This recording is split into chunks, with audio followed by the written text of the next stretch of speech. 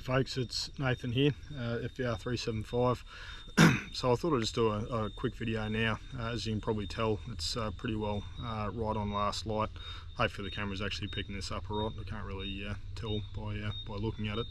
But just on an open sort of area that leads onto a bush line here, where I'd viewed a boar the other night. So I came out through this track system here into an area that does have a little bit of animal sign around the place, and had one good mature boar on the bush edge. I shot him, and as I shot him, probably 200-300 metres away, I had another large boar that was out in open grassland feeding, break cover, but basically where he ran in between infrastructure. I was unable to shoot him, and 200-300 metres through grass with thermal under these conditions is a little bit tough anyway.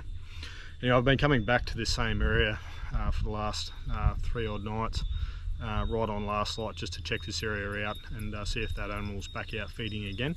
I had a couple of nights where he was a no-show, but yeah, tonight he's just rocked up.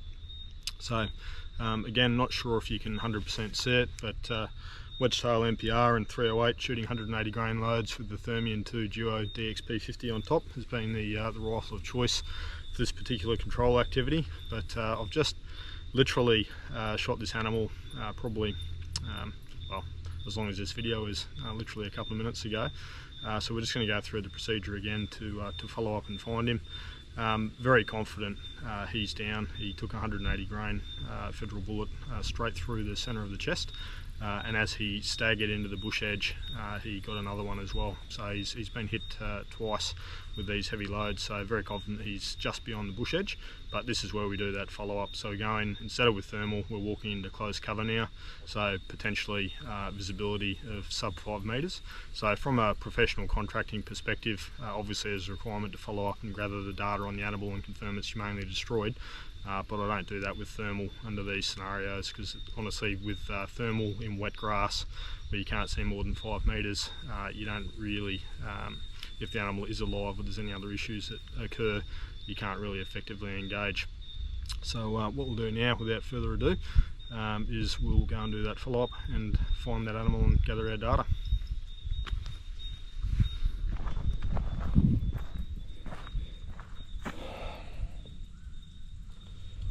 Actually, I can see this animal pretty much just inside that grass edge over there now.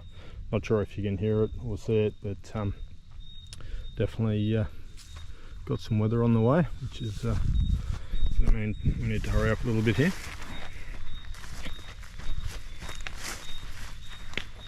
Can't see any movement, but just for the sake of doing the right thing here, we'll go and have a look. Yep, and there he is, another big mature animal. He's obviously destroyed, but we'll check. Yep. Okay, so that's all good.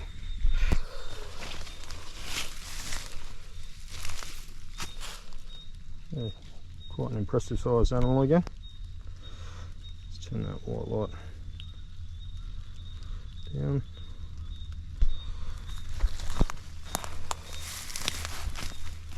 Alright. Well, he's got one in the chest, and you can see that second round just impacted him here in that neck region or thereabouts. So, as part of the normal process here, we'll just get our app back up. So,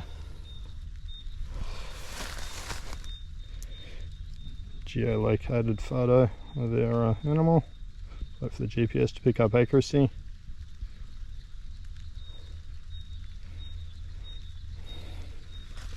So when we're using that app, basically that is recording everything we need to know. So it gives a direction we're facing, gives our location, gives a watermark, date, time stamp, and gives a watermark with my company logo on it. So we have all the information we need there, and then that is then stored in a spreadsheet. So that's all good. Where this animal is here, we're in quite a remote spot on a bush line. He doesn't need to be moved. So that's probably a good thing, because judging by the size of this particular animal, he's quite large and mature. He's probably again around that 80 odd kilo mark. So yeah, all good. Anyway, glad to get rid of that fella. It's always good when you do see them and you know they're around in a particular area. You just got to be consistent in terms of coming back, picking those peak sol lunar times when animals are active, which is, you know, always for pigs around first light, last light. There's going to tend to be a fair bit of activity, and yeah, just consistency and persistence. You know, coming back, and here we are. That same animal's out in exactly the same spot, and now he's been removed, which is a good outcome.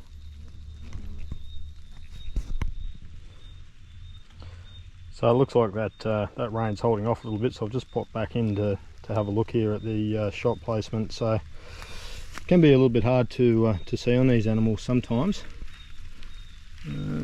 but there we are there. So you can see there, just on the forward point of the shoulder here is where that round has gone in, and then that's gone through the that'd be top of the heart, and essentially through lungs. That round appears to have exited as well on the other side of this animal. So yeah, got a exit just in there. Actually, that might be the second round, to be honest. It doesn't really look like the right position. I don't think that round has exited. So just under all the mud here, under his shield, we find that additional round. And look, it's not morbid to be having a look at these things in the field. I quite regularly will take the opportunity to have a look at animals after the shot. Obviously during aerial work you don't get to check it out, but during ground work it's good practice to go and, yeah, he's fairly broken up inside there. That bullet's, actually that's a bullet there, I can feel it. Interesting. Might actually cut that out. Yeah, to have a look at these animals and you know, just see how the projectiles have performed.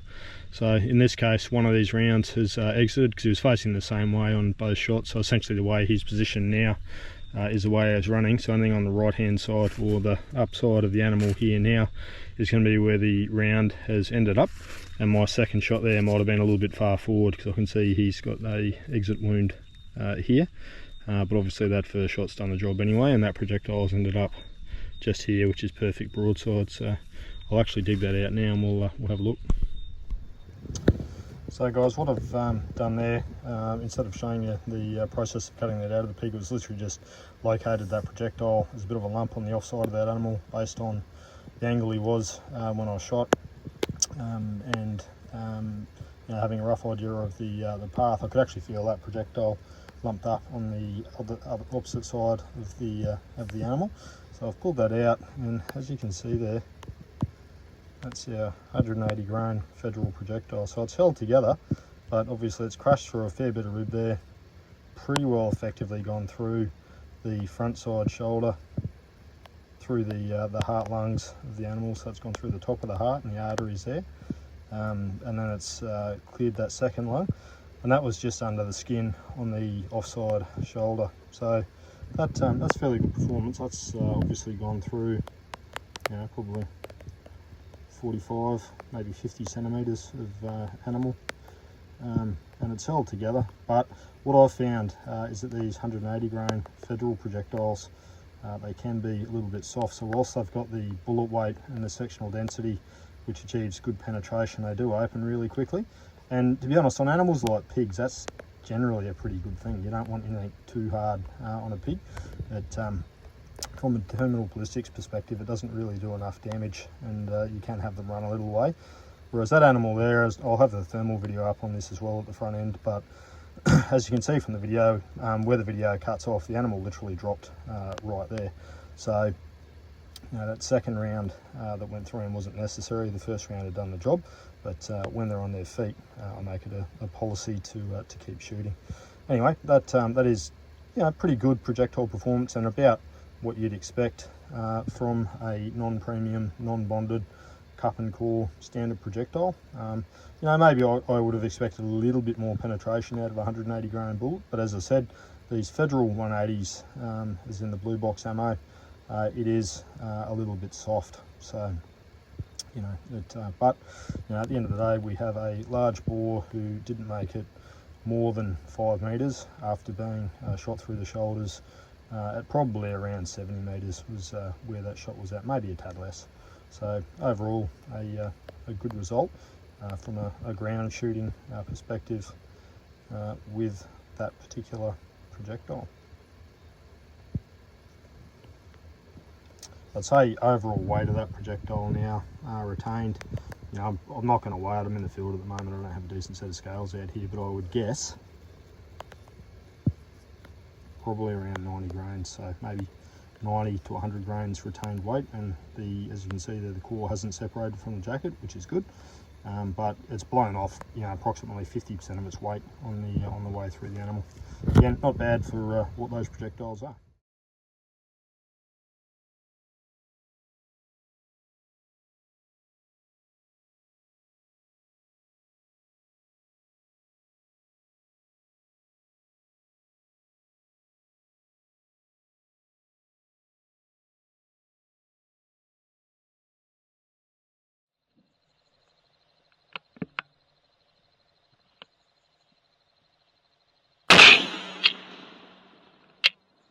Looking for all pigs. I'm just come across quite a large boar, so I've just ripped out my wedge-tail MPR rifle with a Pulsar Thermion 2 Duo DXP 50 thermal on it and engaged that pig. So I've just put the rifle away. I can see he's down, but we're just going to go through the process now and have a look. So we're walking up on him.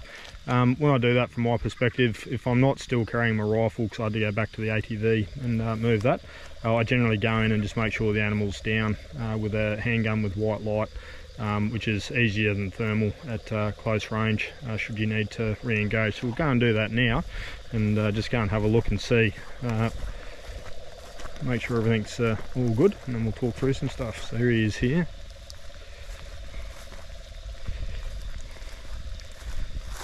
Okay, he's quite a big animal. Okay, let's confirm. Okay, no eye reflex. That's all good. Let's put the pistol away and go to some white light. Okay, so here we've got here our boar that's just been destroyed.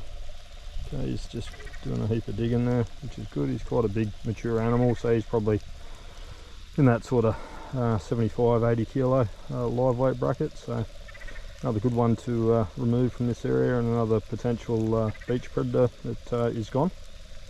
So basically what we do after the shot here, we've got to go through a process of documenting exactly what's occurred, and basically I do that with a geo-referencing app. So as you can sort of see there, we'll take a photo, so with the GPS pickup, you can see it's just starting to rain now too. And a bit that way, this program. So we'll take a geo-reference photo of the animal. Now in some cases you can gut sample these and have a look, but for this particular program we're not going to do that. So obviously we're just confirming that the animal is humanely destroyed, recording data on where the animal was destroyed, and then from a a client perspective, we move the animal to make sure that we're not leaving just dead pigs lying around the place. So it's relatively open where he is now. We'll just move him off over here. I don't know if you can really see that too well, but got a good bit of bush edge out over there where the bright light is. We'll shift him out there behind cover so no one can see him. So from there, the information on this animal will be recorded against a data spreadsheet for this job, which keeps a full record of every animal destroyed, where they were destroyed, circumstances, what happened to the carcass, all that type of stuff. So that's basically the process that we go through. Yeah, interesting. As you can see, he's quite a good looking pig, but we might finish up here because it's spitting at the moment, but I'm pretty confident in about the next 2 to 3 minutes it won't be spitting, it'll be pouring. So I'll go and whack a set of gloves on and then move him. That's another point. Usually wear gloves when you're moving these animals. It's I mean, this fellow looks like he's in pretty good nick and fairly healthy, but there is a fairly high potential for pigs to transmit zoonotic diseases to humans, given that systems are not that far distant. Yeah, interesting. Spending a good hole there too. Anyway, I'll do a little bit more of this, and yeah, put some more info up so you can sort of get a bit more of a handle on what it's like in the field. Basically, there's a lot of on this particular job, driving around, scanning with thermal, avoiding mosquitoes, avoiding rain where you can. Then once an animal is spotted, it's on foot, in and stalk with the thermal equipment, destroy it, and go through this data recording process. It's about how it all goes. Yeah, in terms of what I use for a handgun, so I've got all the right conditions in Queensland to carry that occupationally. So 10mm is my handgun of choice. This is a 6 Hour P220 Elite, and as you can see there, I've got a large torch on it. The 10mm round's really good, you know, for those opportunities in the field where you basically do have to destroy something fairly quickly. So it's right at the side of the car, you can step out and engage it. It'll do that quite effectively, running heavy effective hunting ammunition like 180 grain Hornady XTPs. And then for this type of work where you're following up, you know, and you can have a look in some of the cover that you're dealing with over here, it's pretty thick stuff. So the you know, when you get down looking through this sort of gear, thermal's not very effective at looking through all this wet foliage, etc., which is right in front of you. So basically, when you're approaching downed animals in this sort of cover, you're far better off coming in with your handgun with white light to confirm destruction, so you don't have any issues from there. Anyway, hope you enjoyed that little bit of info, and yeah, let me know if you've got any questions.